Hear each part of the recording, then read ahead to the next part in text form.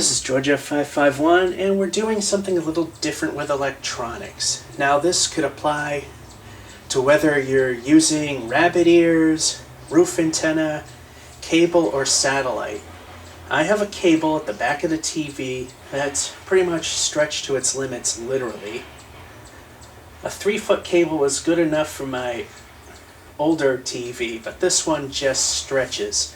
And over time, the connections in the cable, as well as the wall jack, have pretty much weakened over time, and now I don't get a very reliable signal.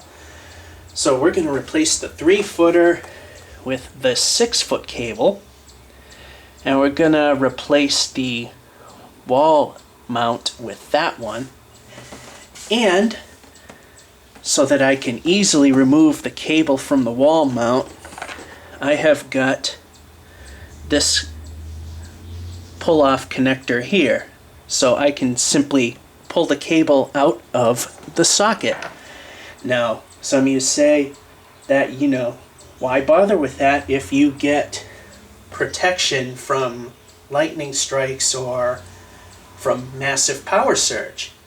My question is, more so during a thunderstorm, is it easier to prevent the problem, or do you want to have a problem occur and then you gotta waste time and money fixing it? I'd rather take the preventive measure. Anyway, in my case, this is going to be from the roof antenna. And the way my TV is set up, it's a Sharp, and some Sharps of this nature have this system. Let me pull this up for you. Is, for the sake of copyright,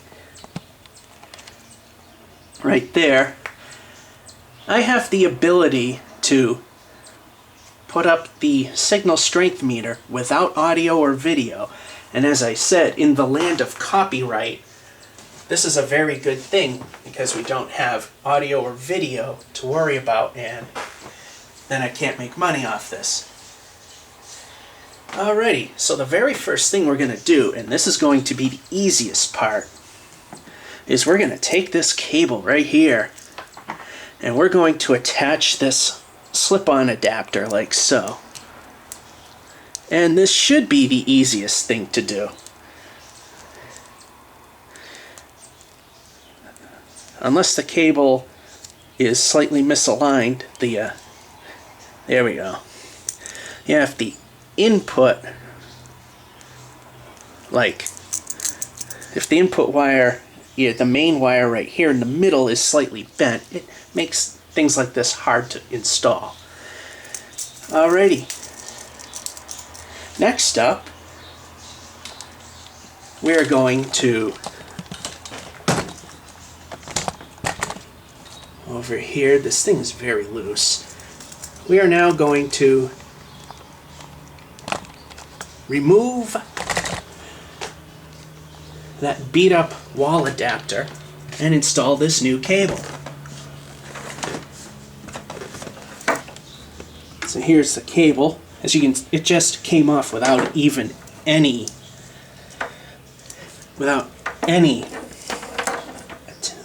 effort whatsoever. So now we're gonna unscrew the roof antenna. Like I said, this could be your satellite connection, your cable connection, or even a pair of rabbit ears. Although this is kind of redundant for bunny ears. Alright, this came off. And it's pretty worn out if it wants to focus. It's pretty beat up. I mean, yeah, there is an indent. That's normal. And here's the new one. So you can see it's definitely a lot more solid. So what we're going to do now is take this cable and install the new one. If I can do it without strain. There we go. It's a very tight connection. That's very promising. Okay, that is all set. I moved the TV so I could get at it easier. Plus you get a better view. Gonna just pop that back there right now.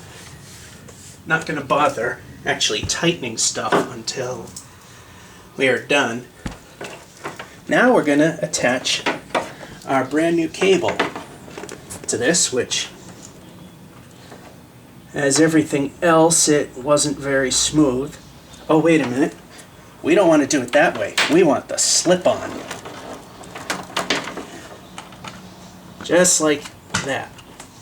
And like I said, when there's a thunderstorm coming about, instead of having to replace your electronics, it's much easier to unplug it and do that. That easy. Although right now it's tight friction fit. This is our cable right here. And it was a slip-on.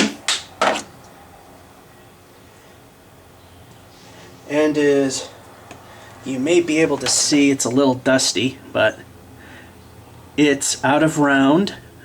Seriously out of round, so it's not making a good connection. Especially this end. Every now and then if I change this end to the TV and the other end to the wall and vice versa, it'll work for a few days. No more of that. Now we have our new cable, and we are going to install it. And at that point, we should be able to get a signal significantly stronger than 33 to 35%. So now you can't see it because it's really tight. It's a tight fit, so it's screwed in. And now it's time to see what we got for a signal now. Okay, we've connected the new cable and all the new connections, and we were getting a 33-34 before. Now we're at to 39 and 40, which doesn't seem to be a lot, but this is all the world of difference I'm going to need. This may be nothing more than the antenna slightly misaligned, which is why I got a rotor. So I'm going to unplug the camera, plug in the rotator, and see what we get.